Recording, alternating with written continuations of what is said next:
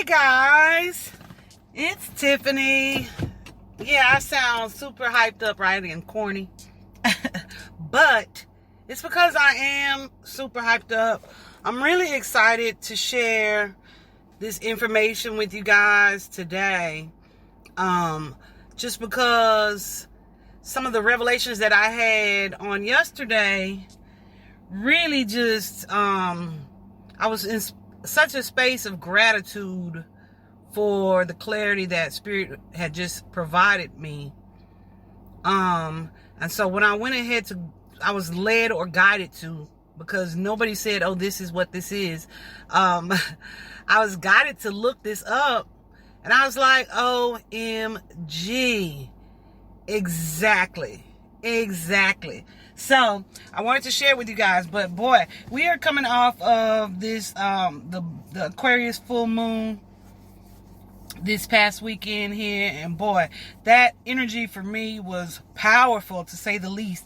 I feel like I always experience, some type of mysticism or get some type of revelation around full moons. But anyway, this time I definitely had a snake in my garden revealed. Of course, I listen to certain tarot readers fairly consistently, and they kept mentioning that I was going to be grieving a relationship or the loss of a relationship.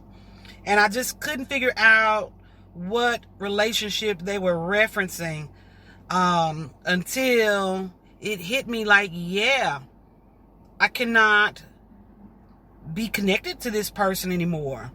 And she was very, very much so someone who was important in my life. It was not my mother. I will say that. And it's so crazy. I definitely apologized to my mom yesterday, just because in me understanding lots of things and assuming they had to be speaking of her, because I'm not that close to other females, too many other females. I was completely wrong, y'all. Just not completely wrong, but yeah, completely wrong. So yeah, I had to apologize to my mama yesterday, because it wasn't her, it was this different snake. But anyway, so yesterday I released that connection and just decided to move on. But Spirit just made so many things clear to me, like I said. So that's what I'm going to share with you guys today. Okay? So if you are awakening, and also you guys know that I don't edit, so you probably going to hear these pages turning, because I wrote a lot of shit. So take it. Don't leave it. Just take it if you hear it. Anyway, if you're awakening, you may have heard of this period within the awakening called the dark night of the soul. Just in case you haven't, of course, I'm going to tell you all about it. I remember when I first started hearing this term, I was like, oh, hells no, that ain't me. Like I was happy, I was content, I was at a good place in my life. But yeah, that's all a part of it. It's all a part of it. Let me just tell you some of the written definitions that I found, and why I did or didn't. I was about to say why or why not I liked them. Yeah, basically. So one of them says that the dark night of the soul is a period of spiritual desolation suffered by a mystic in which all sense of consolation is removed. So many words in there that make me dislike this definition. One, spiritual desolation, I feel like is an extreme overstatement for me. One, because I've never felt more connected to spirit, source, or the universe than I have during this time. I definitely have days where I'm like, okay, why y'all not giving me information? But those are also the days where God is kind of leading me or guiding me to sit my ass still and just be patient and to wait for the answers to come and unfold. So we didn't like that. I didn't really like that definition. There's also one that said it was an extremely difficult and painful period in one's life. And that's it. Yeah, that ain't saying enough, like at all. It's not saying enough. Is it a difficult period? Absolutely. Is it painful? Absolutely, at times, not the entire time. But also that this doesn't describe the extent of it. Okay, so they are mowing over here, so I'm definitely going to have to move around, because I don't want to hear that. I don't want y'all to be distracted by it if you hear it in the background. But so I'm gonna make a move. But also another definition that I didn't love so much. It says a spiritual crisis in the journey toward union with God. Now I definitely love and agree that it is a journey toward your union or reunion with God, with spirit, with source, with the divine, whatever term you want to use to label your connection with a higher deity or a higher being or your creator, whatever you want to call them. But I don't like the word that they used, crisis, because I feel like crises are kind of like doomsday, end of the world kind of feelings, or it's a word that describes it as such. And it's not a crisis to me. It's just an occurrence. It's just a happening. And I think that my reluctance to call it a crisis is probably based in the fact that I feel like I kind of have a decent understanding of it. But I also hesitate to say that I have a decent understanding of it, because once I get comfortable, it's like, whoa, what the hell is that? Something shocks me, So either way, I didn't like the term crisis there, nor depression, because like I said, I wasn't really feeling depressed. But there are definitely times that sporadically you may feel sad or down, So it's quite possible for you to resonate with this term. But anyway, how they say some lessons you have to experience to understand fully? I am definitely wholeheartedly becoming a believer in that. I've definitely concluded that is the truth.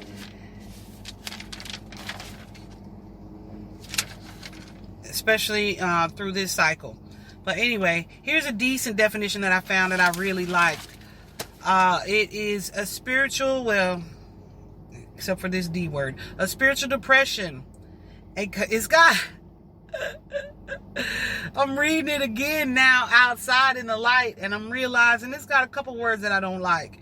But it says a spiritual depression, a kind of existential crisis, at least it said kind of, that requires a deep and painful dip that must be experienced before enlightenment. So, I had to look up the word existential just to see exactly what they meant by that. And that is basically anything regarding your existence, any belief or ideal regarding your existence on this planet. And so that part makes sense. Again, how I feel about crisis. And then a spiritual depression, definitely not so much. Unless, I guess maybe it would lead to depression if you allow it to, because it's kind of like a reshaping of everything that you have grown to know and believe regarding spirituality and or religion. But anyway, so basically whatever triggers your awakening, whatever is considered important to you or something that kind of frame your life, this is where the breakdown happens. This is where feels like things around you are collapsing. So I definitely see how it could lead to depression, but that just hasn't really been the feeling for me. I have definitely in my past suffered from depression, got the diagnosis for it and everything. It's been how many years? Damn, about 15 years ago. And so, what they do, medicated me, and I was in therapy for about a year till I just kind of stopped doing that and was able to move on from both of those things. But anyway, so let's continue on this dark night of the soul. Y'all know I get off, but that's because I'll be thinking of stuff that is relevant, okay? Bear with me. So, it's like something occurs in your life that causes you to kind of reevaluate the meaning and or the purpose of your life. So that could be the loss of a loved one. It could be anything. And I don't really feel like this is spurring the dark night of the soul. It just definitely is something that spurs your awakening. It could be a breakup. It could be a premature death of a loved one. It could be anything like that. So whatever it is, this drastic flip can cause you or leave you in a really dark place. And I say dark because it's unknown. It's different from the way you've been living or what has been occurring in your life. But as you emerge and you come out of it, you're going to be more in a transformed state of consciousness. So it's definitely the beginning of your awakening. So I guess I should. I don't really equate that part of it to the dark night of the soul, just the awakening. I don't feel like your entire awakening period is a dark situation. You know, it's really not. But essentially, guys, this period is like your rebirth. It's your rebirth. It's you becoming a new and enlightened and conscious and aware and empathic you. Okay? So, I think that's a pretty clear understanding of what it is. Now, let me get specific and explain what actually occurs during this time. And for the record, I don't feel like these things occur necessarily in the order that I'm about to list them in. But I will say I have definitely experienced them all. I'm hoping the fact that everything is so clear to me now that it's kind of coming to a close. My goodness. And even in saying that, I know it's not, because I still have this cigarette addiction. So I'm feeling like there's some more shadow work that needs to unfold for me to completely release those. But that's neither here nor there. Let's move on. What are the symptoms? What is occurring? So first, you may be feeling confused because externally you should be happy, right? You got all the stuff, but there's still like some level of discontentment. So this is where the illusion around what really matters to you is breaking down. For me, it was, okay, I had the job, my finances were decent, I had the home, I had the vehicle, I had all these things. So why am I not happy? One reason for me that I was not happy was because I felt like I was getting the short end of the stick on my house. I was definitely spending way too much money for this to not be a house that I was purchasing, just renting. That's one. But also, I felt like I was spending too much time focusing on material wealth and money and maintaining all of these things. And here I am still feeling unfulfilled, or still feeling like I'm missing my family. Because I'd work all day and then come home and work my part-time. And then I'd have my quiet and alone time. And it's like, okay, time to go to bed. Like, okay, what did I do to enjoy my life today? What did I do that was fun today? You know? So, this is where, yeah, you're feeling like, okay, everything should be good right now. But for whatever reasons, those are just mine, whatever reasons, it's not enough, right? There's still a level of discontent. Also, I definitely experienced this. You start to feel a need to purge. Not purge like the movie. You ain't trying to walk around killing people. You just want to purge and kind of move towards a more pure life. So this is where you see changes in your diet, dietary changes. You're kind of gravitating towards more healthy foods, healthy eating. Y'all, there was a point where I was like, what the hell is going on and who am I? Because I was craving lettuce. I would get salads sometimes and like literally picking the lettuce out. Like, who is this girl? And if you've known me for a while, or you have followed me for longer than this short period of time, you know that I was a food lover. I think I still am, but it's just an immensely modified degree. So whereas before, I gravitated towards lots of comfort foods, now I am gravitating towards what is healthiest for me, what is good for my body, right? And so a lot of times that is no cheese. And y'all know I was was and kind of still am, but it's way less because I recognize the importance of what's good for me over what it is that I desire or want, to comfort me for whatever reason. But I love cheese and all things cheese and cheesy. But y'all, that has changed. I do still love cheese, but like I said, the degree has just changed a lot. So there's that. Also the desire to declutter. And when I say declutter, I mean just getting rid of stuff. Like, I don't need this. You're looking around at, like, especially for me, I saw clothes in my closet that I was still holding on to, clothes in my drawers that I was still holding on to that I've had for years. Ladies, we got this bad. I don't know if men do this too, but we'll keep something like, yeah, I'm going to get back into that. Child, why? First of all, you're not supposed to be the size you were when you were 15. So what is the point of setting that goal? You know what I'm saying? So I'm not saying that I had clothes that were that old, as far back as, that. But I had clothes that were like 10 plus years old. And I probably still do have a few of those items. But if I do, it's because I can fit them. It's because I can wear them.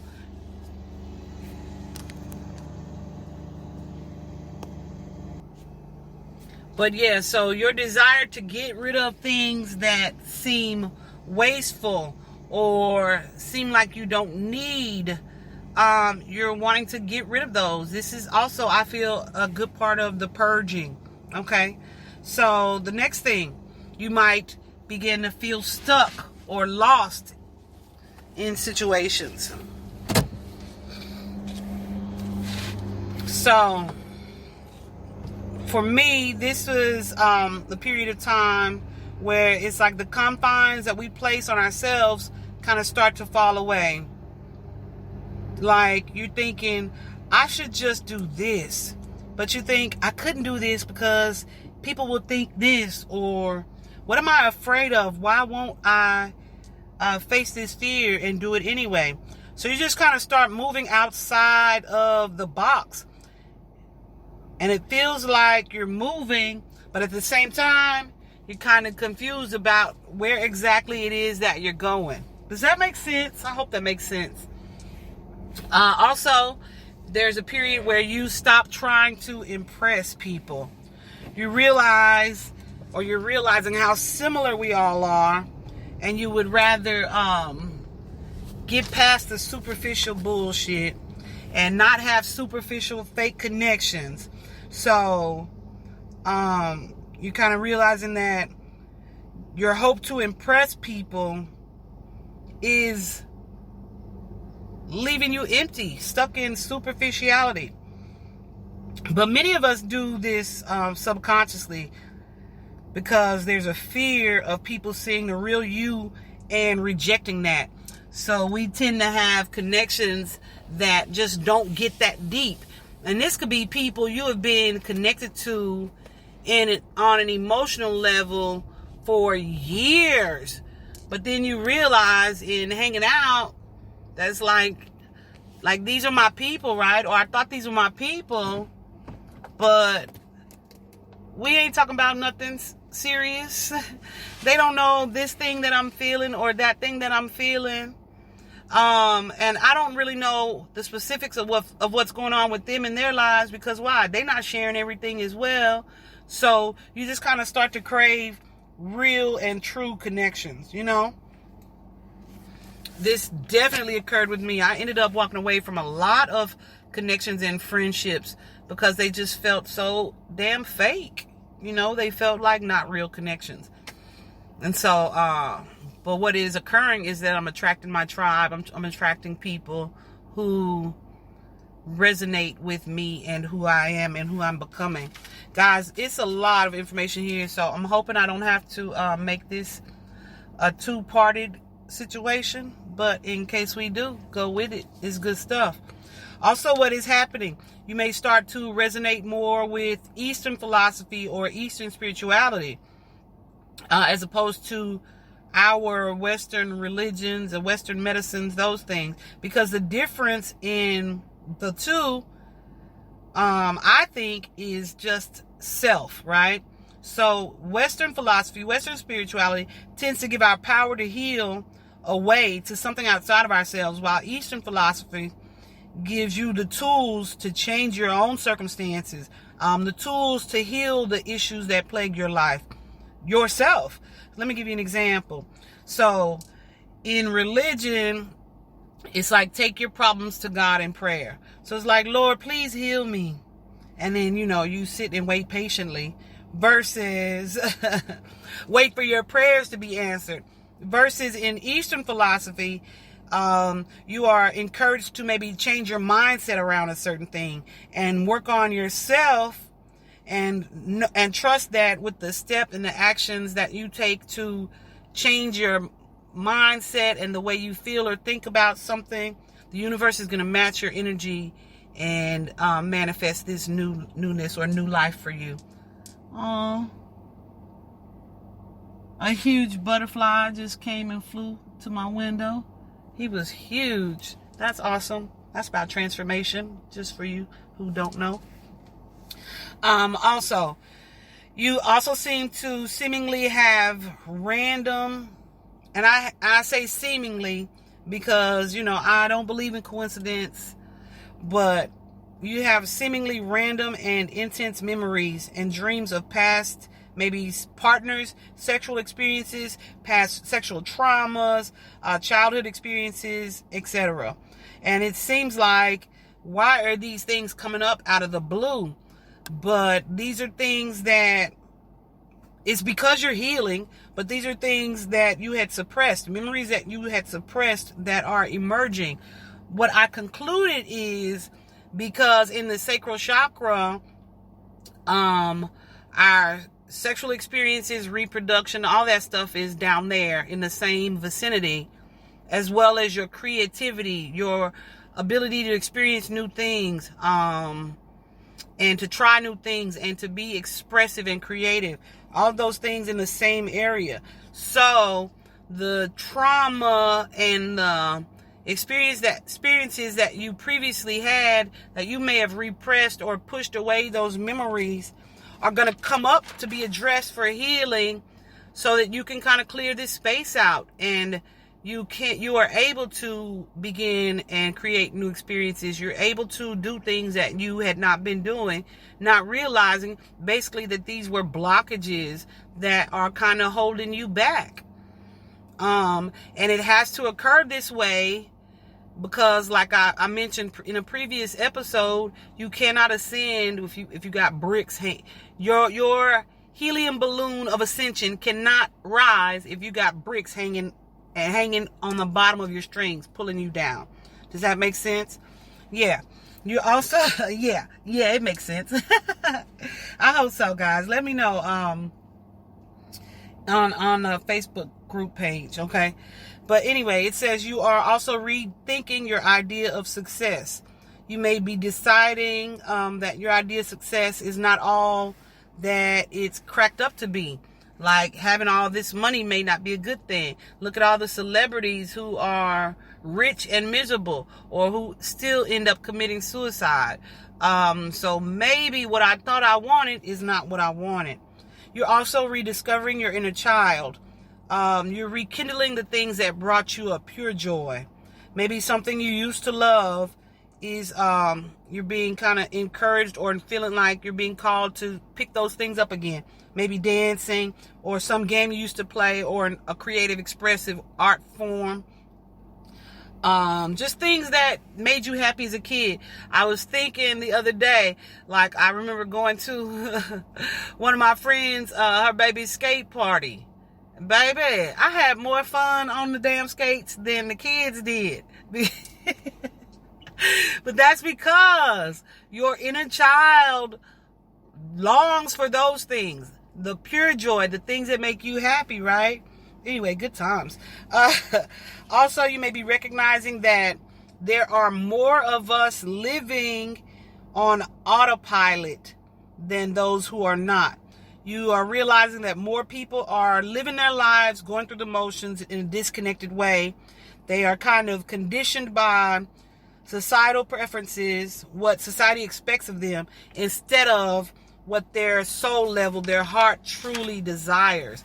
Now, something that brought this to the forefront for me was definitely reconnecting with a past romantic partner. Being stuck in a connection, a romantic connection, because it's what looks good on the outside, but just miserable, honey. He was so unhappy. Anyway, probably still is, but that's neither here nor there. That's his lesson, his growth, right?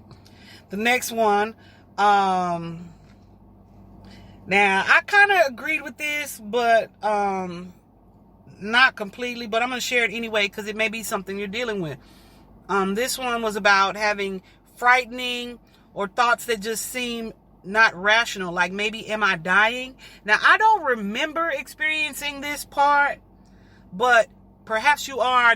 I've read several people's accounts of their dark night of the soul, and they felt like, am I dying? Like, what is going on with me?